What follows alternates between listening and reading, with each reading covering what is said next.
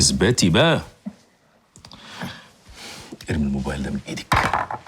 ما بقاش في حد بيدفر على فكره يا بابا. انت ناسيه وانت صغيره كنت بتجيلي عشان اعمل لك نفس الضفيره دي. ايوه بس انا كبرت خلاص. ايوه بس انت لسه في نظري قد كده. ايه ده؟ انت طالعه قمر لمين يا بت؟ شبهك يا حلومي، من هطلع قمر لمين يعني؟ الحمد لله ان انت طلعتي شبهي. ايه الدلع المرق ده؟ امك دي اعوذ بالله. ماشي يا اخوي ماشي.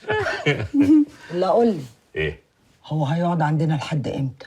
حنان، رحيم يقعد زي ما هو عايز، انت فاهمه ولا لا؟ هو انا كنت قلت حاجه؟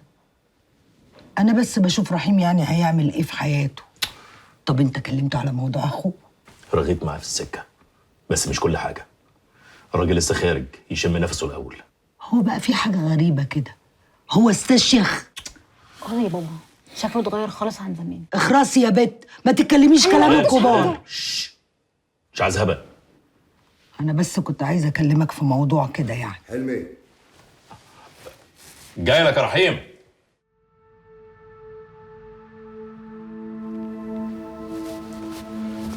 ايوه كده، هو ده رحيم بتاع زمان.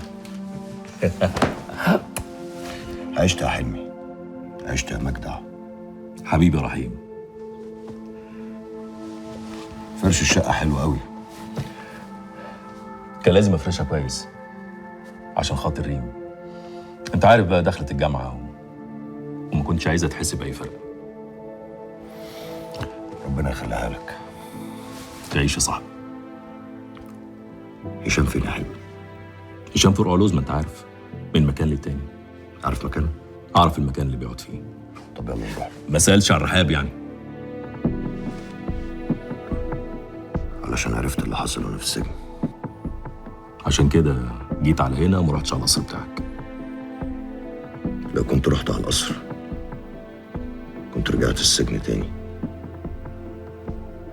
لأن ساعتها كنت هرتكب جريمة قتل. لا لا، كده احسن. يلا.